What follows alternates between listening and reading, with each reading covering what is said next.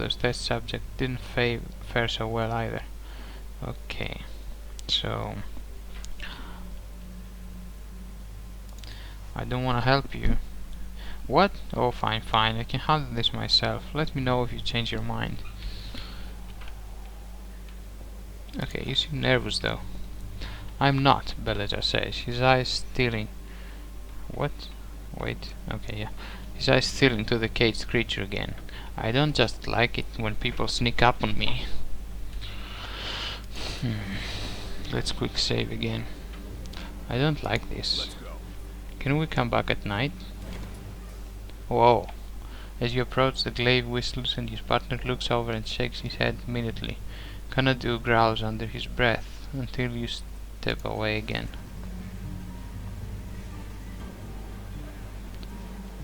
Okay. Let's talk to El Ginto. From a distant... Oh no. Good to see you again, friend. Here to visit our tentacle guest?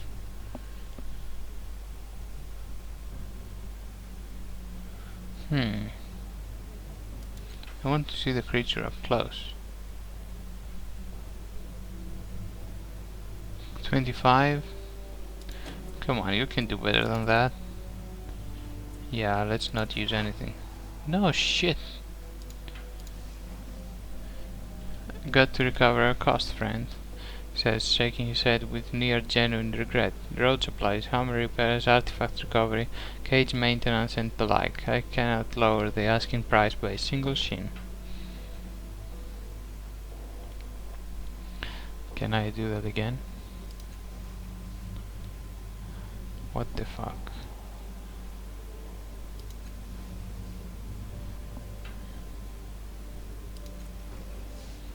Ginto frowns, reappears and deepens. I've met the man, he says, all trace of easy humor gone.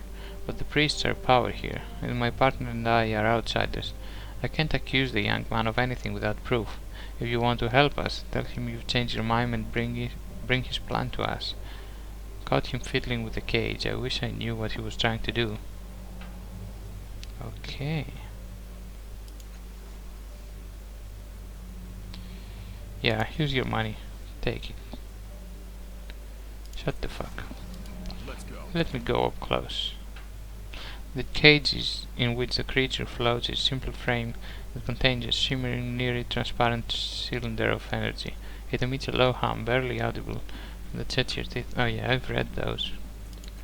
Okay, yeah, I've read those. So, what are you? If anything, the creature redoubles its effort to strike at you, its limbs a flurry of rage. How did you come to be here? It draws away from the edge of the energy field for a moment as if gathering its thoughts, and then it launches itself at you, rebounding off the deceptively solid of the cage, its tentacles flail widely, the needles at the tips glinting and oozing. What can you tell me of this place? A dim light builds underneath the nictemeron, the orb at its base glowing brighter and brighter. Two tentacles stroke it, and then pull out a streamer of bright lightning. They stretch it between themselves, building in intensity, and they hurl it at you. Oh, the walls of the cage darken instantly, and when they lighten again, you see the monster within flaming and crashing fruitlessly against the invisible wall. Can you understand me at all? The creature redoubles its effort. Yeah, again. Okay, let's examine the cage.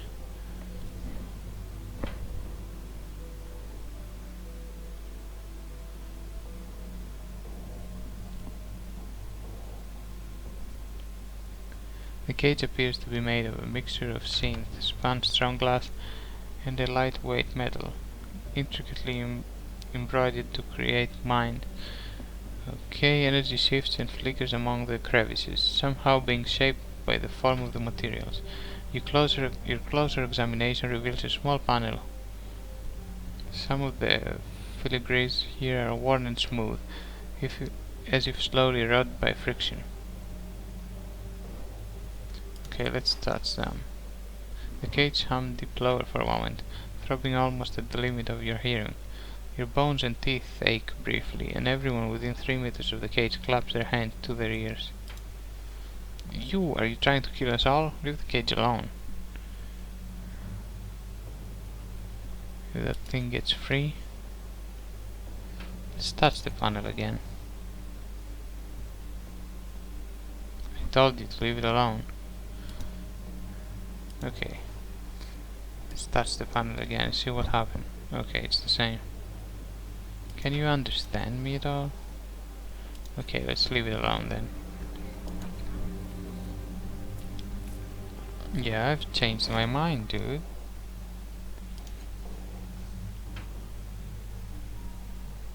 This sounds too easy.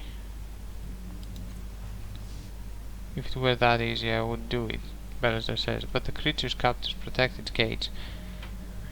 But they won't be watching for you. Tell them you wish to see the beast and plant the device when they're not watching. And if you get caught, don't tell them I sent you. They said they'd lodge a complaint with the order. There's also the part about killing it.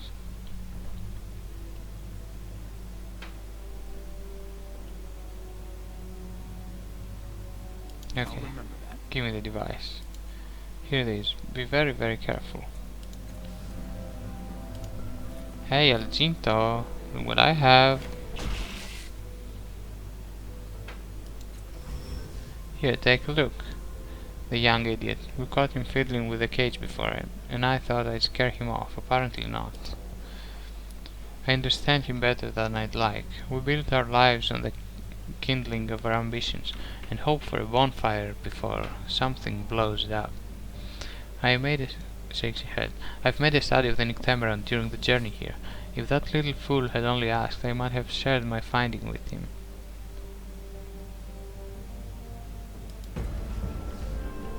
Hardly seems fair, but you're right. I'm not a young man, and it'd be good to know I helped someone along the path before I left town. He reaches out his bags and hands you a bundle of well-worn notes. Then he glances over your shoulder. Trouble coming, friend. Bellazer is stomping towards you, and he looks furious. Oh shit. I trusted you, he shouts. Frustrated tears shimmer at the corners of his eyes, refusing to fall. El Ginto steps back to a discreet distance, an expression of sadness crossing his face. You think you've won? He hisses. One tear escapes and streaks down his bony cheek. You think this is the first time I've been betrayed? Panting with rage, he jams a finger in your face. I'm going to tell the Order of Truth that you've betrayed a neon priest on a secret mission. Everyone is going to know you can't be trusted. This was my one opportunity. Now, can I raise beyond Acolyte now? How can I raise? Psychic Guard, what's that? Gain +1 training level in Cypher use skill, allows you to carry additional Cypher. Oh, I want that. You hold out the notes and Bellazer snatches them from your hands. As his eyes widen, you explain how you got them. This is more than I expected to learn on my own, Bellazer whispers, flushing. All that time spent on subterfuge, and I could have just asked? Thank you for everything, thank you, shouts at El Ginto. The seasoned explorer cringes and gives him a little wave. Bellazer hands you your reward, then wanders away, flipping through the pages. 25 XP, psychic cards, and 20 cents. Free Ruma? Okay, you Mr. Shit. Yes.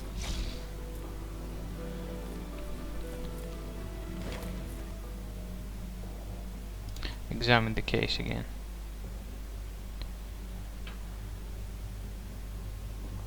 Step back. No. Can't I just put the device in? Or come back at night? What the fuck? This large, bald, broad-shouldered man turns to face you. You freeze. It's not his dark cloak or his sledgehammer. It's that beneath his mustache and goatee he's so ugly that he stares his own mother in the dark alley. He gives you an abrupt nod, and you get the distinct impression that here stands a man who enjoys the boredom of standing guard in the company of his own thoughts. Slow day.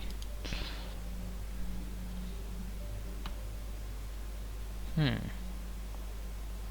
How does the cage hold the creature prisoner? Don't know. Argento built it. Okay. He's a bird. Yes. Where do you come from? He exhales softly through his nose, giving you the distinct impression that you are making him work harder than he'd like.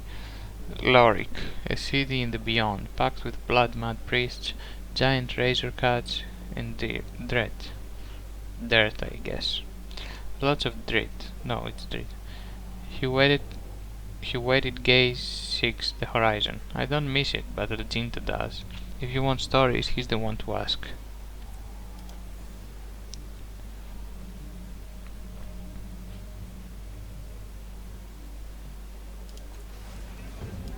Hey, Argento.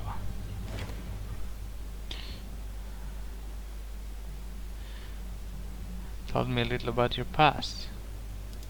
You have an interesting story? Interesting. Well, I'll let you be the arbiter of that, friend. What would you like to hear about? Hoo. Yeah, actually I'm not really in the mood for stories right now. Of course. We'll talk to you again. I wanna revisit it tonight. Well, shit. Borrowed and lost. Okay, I need to find the book that I supposedly borrowed. Valinta didn't provide any clues about its whereabouts, but did mention that the book has a 5-colored sigil on the cover. Okay, so we'll have to do that. We have to go to Dendraho's chapel. We have to clear out the peerless infestation. Yeah, we'll do that when we've got 4 party members. Tell Lord. I find the Stychus behind the 5th eye amidst heaps of garbage. His fate is now in my hands. A boy named Zeb seems to have befriended the outcast Stychus. Of course there might be other ways to sneak the creature out of this tincture well. He suggested that the other Styka might be convinced to dig an escape tunnel. Yeah, I have to persuade them though, and I'm not very good at that yet. So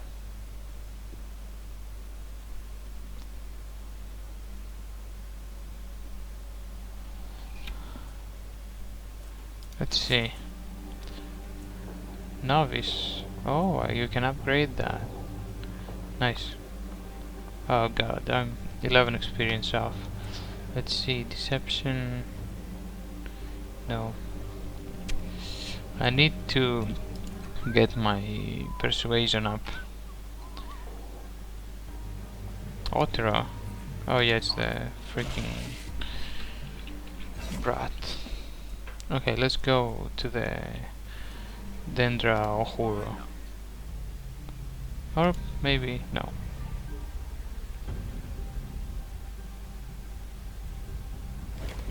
Let's see. So humanoid silhouette, yeah. Examine the machine. The towering mechanism wavers in the air. Similar to Calliste's, it appears to be in several states at once, though all of the machine's states are in the exact same location. You can't touch it either. Your hand passes through, right through. Oh. As you pull your hand away, memory strikes you as powerful as if someone took a club to your chest. You are working at the clock. It is no longer transparent but perfectly solid. There's a noise behind you. So they've come, the 3 traitors. They think to surprise you, but through the power of the clock you have foreseen this moment. Oh!